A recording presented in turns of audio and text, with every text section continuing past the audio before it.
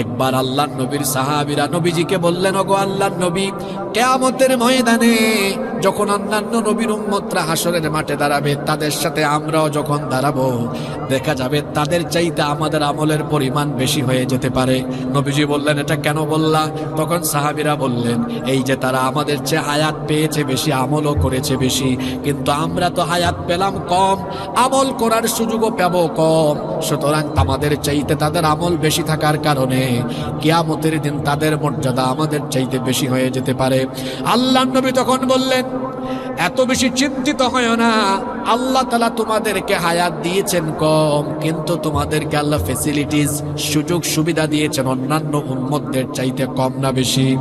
আল্লাহ তার নবীকে জানিয়ে দিল, না নবী, আপনার উম্মতকে বলে দেন এত বেশি হতাশ যেন তারা না হয়।